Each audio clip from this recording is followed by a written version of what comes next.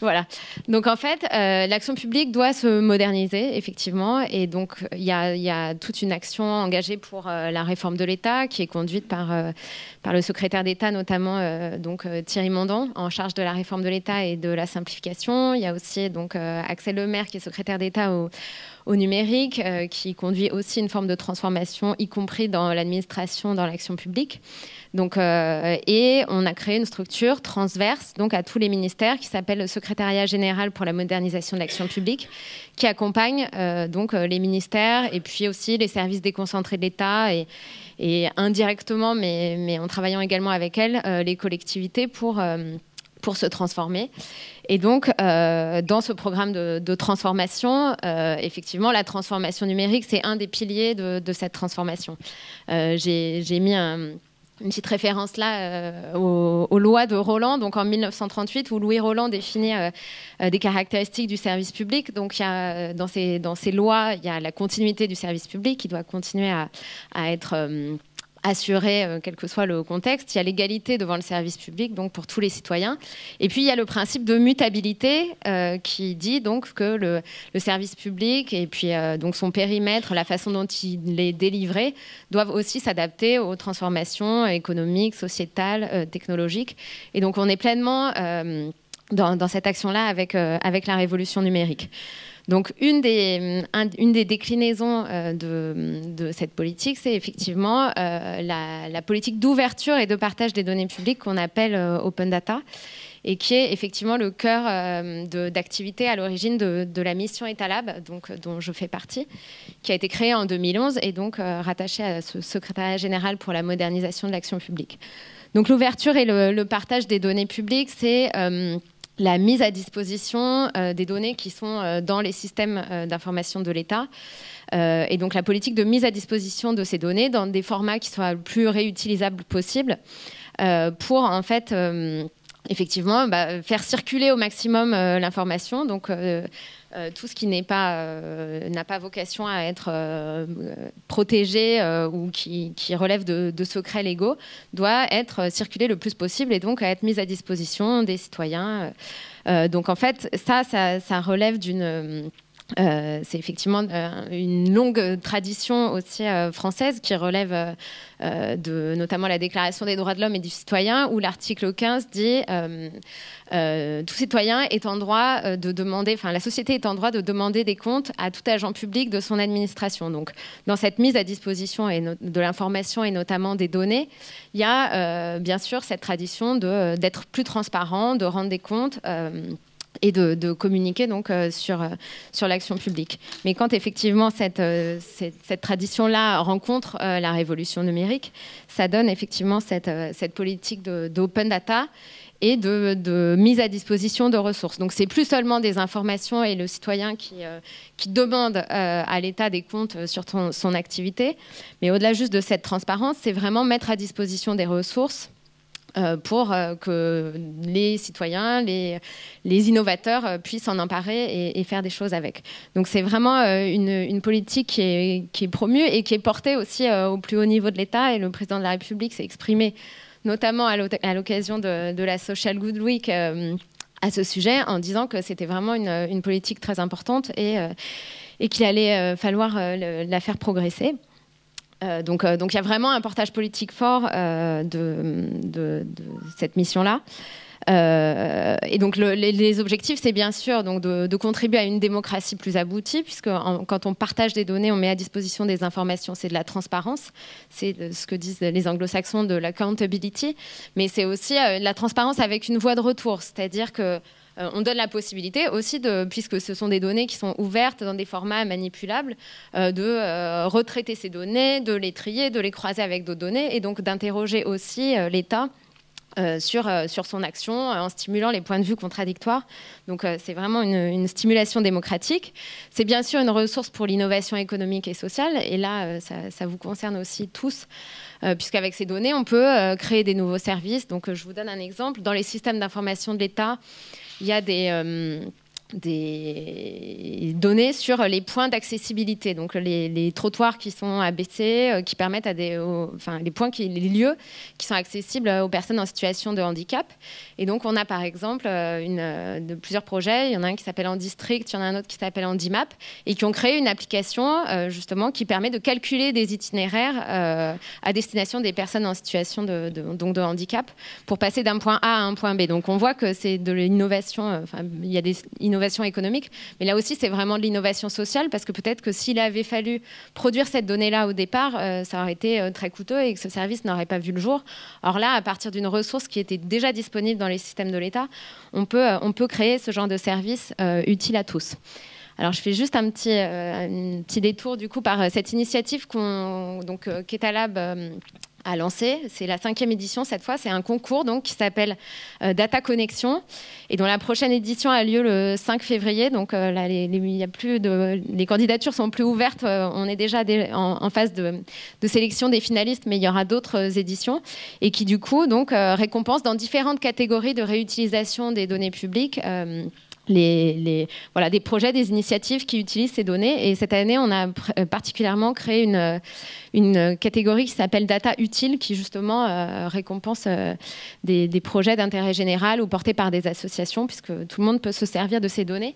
Donc regardez les projets qui existent, et puis l'année prochaine, n'hésitez pas à contribuer, et venez aussi à la cérémonie le 5 février. Voilà. Et puis le dernier objectif de cette politique d'open data, c'est vraiment aussi un levier d'efficacité de l'action publique et de transformation, puisque quand on met à disposition des données, des ressources sur un portail, on fait aussi circuler l'information, on permet à une administration de connaître les données d'une autre administration, on décloisonne, on transforme, on apprend aussi aux organisations et aux agents publics à collaborer entre eux. Et ça, c'est vraiment aussi l'ouverture sur une autre politique qui est celle vraiment de l'utilisation de la donnée pour mieux conduire, définir, piloter les politiques publiques. Voilà. Donc ça, c'est vraiment les bénéfices de l'open data. Je vous parle aussi donc du portail qui s'appelle data.gouv.fr. Donc on a relancé il y a 1 an dans une nouvelle version et on l'a complètement redéveloppé en mode agile. Et ça, c'est aussi un exemple d'ouverture de l'action publique. C'est qu'au lieu de le faire traditionnellement avec des SS2I, des projets, des spécifications... un mode de développement un peu classique, on a fait venir des entrepreneurs et des gens de l'extérieur pour travailler à la redéfinition de ce portail en agilité. Donc, une des personnes qui nous a accompagnés, c'est Pierre Pédiardi, qui est un des cofondateurs d'Octo et puis de KissKissBankBank, voilà, donc, que vous connaissez peut-être. Et en 6 mois, on a redéveloppé cette nouvelle version du portail. Et une des grandes spécificités, en fait, et qui le distingue aussi ce portail de ce qui existe dans les autres pays, c'est le fait que c'est ouvert aux contributions de tous. Donc, on s'est dit, c'est non seulement des données. Initialement, en fait, ce portail, c'était le portail où les administrations mettaient à disposition leurs données. Mais on s'est dit, mais pour atteindre tous les bénéfices dont je vous ai parlé avant, et pour qu'il y ait vraiment des collaborations et un dialogue qui s'engage, ce portail, il doit aussi être ouvert à toutes les données d'intérêt général qui peuvent être partagées par d'autres pour mettre en perspective les données, les faire résonner entre elles, et puis vraiment engager un dialogue autour de la mise à disposition et de la réutilisation de ces données. Donc voilà, c'est le portail data.gouv.fr. Donc, quelques exemples. On a à la fois des producteurs de données qui sont des administrations. Là, j'ai mis un exemple avec l'INSEE. Donc, on distingue l'information qui est fournie par des administrations et l'information d'autorité. Donc, vous avez un producteur, là, une certification service public. Mais on accueille aussi sur la plateforme donc, les contributions de la communauté. Donc, c'est aussi la possibilité, quand on a un jeu de données qui est partagé sur la plateforme, de montrer tout ce qui est fait avec ces données et de le raccrocher sur la même page, donc pour en faire aussi un réseau social et encore une fois un lieu de dialogue, ce qui nous permet nous aussi d'aider les administrations à ouvrir leurs données et de les convaincre, parce que très souvent elles ne savent pas bien pourquoi ouvrir mes données, pourquoi les partager. Et elles se disent que ça n'intéresse probablement personne. Or, voilà, là, ça permet de montrer aussi ce qui est fait avec ces données. C'est vraiment intéressant. Donc, alors, dans la volonté aussi de faciliter l'ouverture et la mise à disposition des données quand on a redéveloppé la plateforme. Avant, il y avait tout un processus où il fallait prendre les données, les recopier sur un autre serveur, avoir 15 validations pour la mise à disposition des données. Là, nous, on s'est dit, vraiment, il faut que l'expérience utilisateur, y compris pour les administrations, mais pour n'importe qui partage des données, il faut baisser les barrières à l'entrée. Donc, il faut qu'on puisse ouvrir et partager des données en moins d'1 minute. Donc, on a complètement simplifié le processus de mise à disposition des données. Vous créez un compte, vous mettez les données et puis ça apparaît sur la plateforme. Et la modération se fait a posteriori, ce qui a été quand même un gros changement dans la façon de travailler et de procéder dans l'administration. Mais on s'est dit, il y aura une dynamique communautaire qui va nous permettre, on fera du community management. Mais en fait, pour ne pas bloquer la mécanique et faire qu'il y ait le moins de barrières à l'entrée possible dans la mise à disposition de données, on fait la modération a posteriori. Donc, on contrôle les données qu'il y a. Et en fait, on a aussi adopté tous les codes du web social avec des processus de signalement utiles. Maintenant, on a toute une série de modifications qui permettent de signaler s'il y a un problème. Ça envoie une alerte au producteur et nous, on regarde en permanence ce qu'il y a dans les données. Donc, il arrive qu'il y ait des données qui n'aient rien à faire sur la plateforme, mais on les enlève très rapidement. C'est nous qui supprimons, c'est l'équipe Data Lab qui a la main sur la suppression du jeu de données. En revanche, le signalement, il nous remonte de toutes parts, quoi. Donc de la plateforme, de la communauté. Et franchement, ça fait 1 an que ça tourne et ça marche assez bien.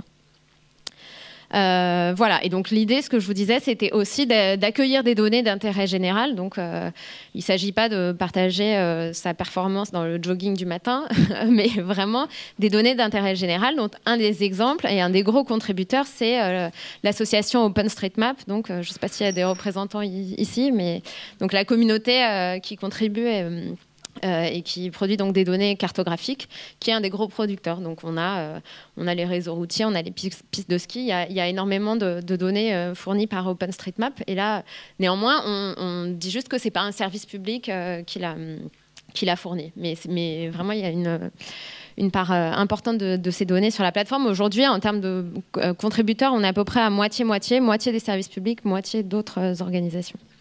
Voilà. Et donc, on a aussi des associations qui se sont engagées dans ce processus-là et qui, elles-mêmes, partagent leurs données. Donc, j'ai juste mis quelques exemples. On a une association, par exemple, qui a gagné Data Connection l'année dernière. Et justement, ce n'était pas de la production de données publiques, mais c'était aussi du crowdsourcing de données. Et qui est une association donc, qui s'appelle Open Food Facts et qui a construit une base de données très importante de données sur les composants alimentaires, les emballages. Donc voilà, c'est de la donnée typiquement d'intérêt général et on a ces données-là dans le portail. On a plein d'autres associations, notamment la Croix-Rouge, mais il y a WWF. Enfin, donc l'idée, c'est vraiment de dire, pour vous aussi, association, vous pouvez être présente sur cette plateforme et publier des données, partager des données qui peuvent être des données d'intérêt général. Et puis bien sûr, vous pouvez aussi être réutilisateur de données. Donc vous pouvez vous-même utiliser des données qui sont présentes sur la plateforme pour faire des data visualisations, pour améliorer votre action. Donc, il y a tout type de données présentes. Voilà. Et l'idée aussi, c'est de prolonger ce dialogue donc, qui s'engage sur la plateforme data.gouv.fr par des événements réels.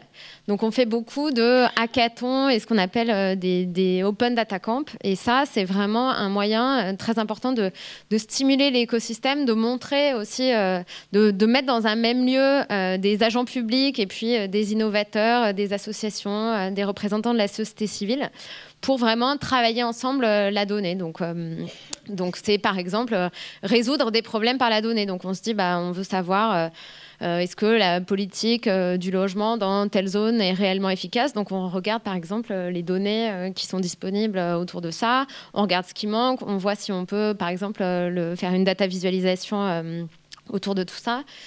Juste pour vous donner quelques exemples, on a fait un événement comme ça avec le ministère de l'Intérieur sur l'accidentologie routière. Donc le ministère de l'Intérieur avait publié des données horodatées de tous les accidents et ça a permis justement à des personnes de créer une carte interactive où on peut regarder, c'est des données anonymisées, bien sûr agrégées suffisamment pour que ça ne soit pas réidentifiant, mais de regarder sur un carrefour quels étaient les types d'accidents, est-ce que ça avait eu lieu un jour de pluie, un jour de soleil, avec quelle couleur de voiture. Enfin, et ça, c'est utilisé par exemple dans les conseils de quartier maintenant pour travailler la gouvernance locale et engager les discussions justement là aussi avec les autorités publiques. Tous ces événements-là, on a fait aussi un événement avant-hier sur la santé, les données de santé. Petit à petit, donc l'assurance maladie ouvre aussi de plus en plus de données. Donc c'est vraiment des événements intéressants et qui là aussi amorcent vraiment des nouvelles formes de travail pour la puissance publique. J'accélère un tout petit peu.